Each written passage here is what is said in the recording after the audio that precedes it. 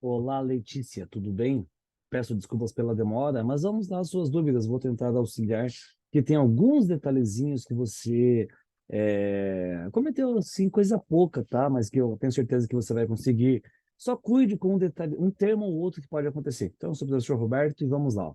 Uma barra de alumínio de dimensões 20 por 10 por 3 centímetros, não tem problema a unidade de medida, a 20 graus Celsius é colocada em uma estufa cúbica de dimensões 30 por 30 por 30.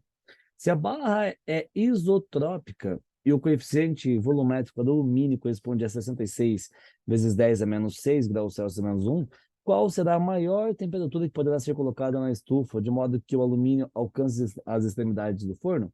Considere que as faces da peça são planas, ou seja, a barra não ficará inclinada no interior do forno. O alumínio funde a 660 graus. Ela fundirá primeiro ou irá encostar nas paredes? Em resumo, o fato dela ser isotrópica, ela vai dilatar em dimensões linear. Então, você pode fazer o seguinte, você pode considerar um comprimento inicial de 20 centímetros e ele pode dilatar até 30 centímetros. E aí você faz uma dilatação linear.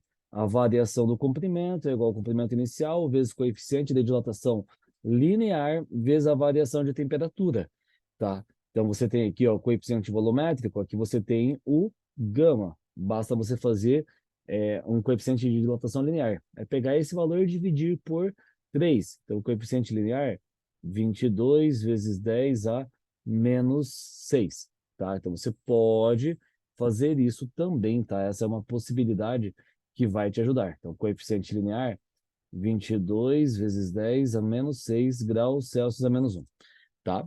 É, E aí você vai perceber, mas independente do jeito que você fez volumétrico, ou se você fizer linear, ele vai derreter, tá? A temperatura que você vai encontrar aqui, ele é um valor exorbitante. Mas eu só quero pegar com você a respeito da forma como você fez, tá? Aqui, se você quer seguir da forma como você fez, não tem problema. Também vai satisfazer a resolução. Só um detalhe, ó. Variação do volume é igual ao volume inicial vezes coeficiente de dilatação volumétrica vezes a variação de temperatura, que é o nosso X. Então, qual é a nossa variação de volume aqui? Você colocou 27 mil menos 600, certo?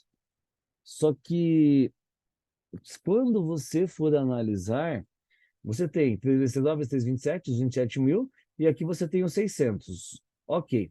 Então tá. Variação do volume, 27 mil. É igual. Qual é o volume inicial? O volume inicial é de quem? Do menor que você tem, tá? Então você não tem aqui os 27 mil. Então era esse detalhe que eu queria pegar com você nessa questão, tá? O volume inicial é da barra menor, que ela não pode chegar a esse volume de 27 mil, tá? Então só esse detalhe, o volume inicial aqui são os 600, tá? Então era aí esse ponto que eu queria que você chegasse nessa questão. Tudo bem? Então você pode fazer, você vai encontrar o volume inicial aqui, você tem os 600, o coeficiente você tem o 66 vezes 10 a menos 6, e aí você encontra a variação de temperatura. Tudo bem? Só esse detalhezinho aqui que eu queria frisar com você a respeito do volume inicial. Tudo bem? Bom, o exercício 2, calor latente de fusão. Então, lembrando, a quantidade de calor é igual a massa vezes calor latente, né? Então, o pessoal diz o famoso Q mole. Então, o que você fez aqui está certo, tá? E as unidades, ó, caloria por grama, e aqui a massa está em gramas. Então, só você fazendo o produto, ela está correta. Na questão, porque aqui, ó, é a calor latente. Quando eu tenho calor latente? Quando é o ponto de mudança do estado físico da matéria. Então, uma forma de lembrar isso é o gráfico. Se você tem um gráfico da quantidade de calor e da temperatura, você vai perceber que, por exemplo, se eu pego a água, ela está no estado sólido até uma certa temperatura.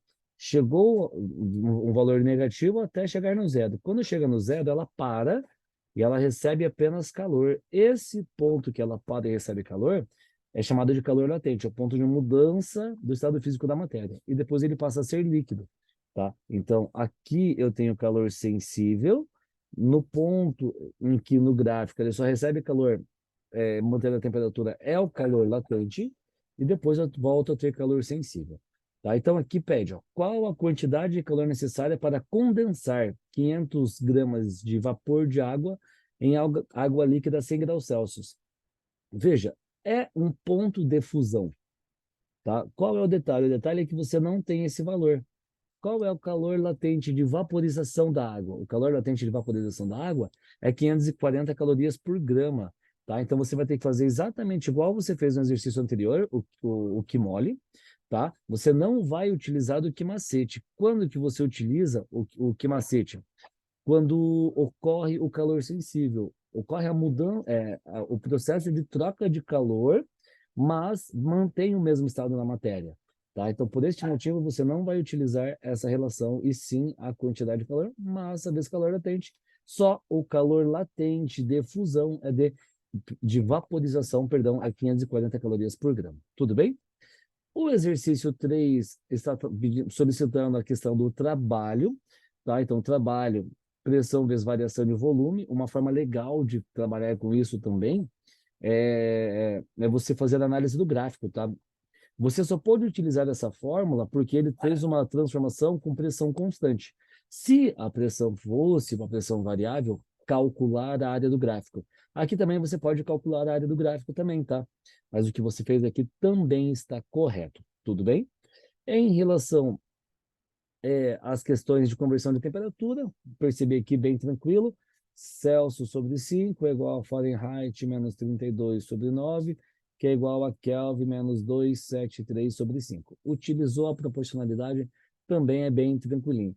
Se eu quero um valor que considere a temperatura de 36 graus Celsius, quanto é em Fahrenheit, quanto é em Kelvin? Então, você substituiu no lugar do Celsius, você substituiu por 36. Perfeito. Tá bom? Você encontrou primeiro em Kelvin, né? Então, em Kelvin, só substituir C sobre 5 é igual a K menos 273 sobre 5. Corta 5, é só você somar com 273. Foi o que você fez. Tá? Lembre que isso aqui nós fizemos, eu mandei outro vídeo para você, nele tem todo esse como chegar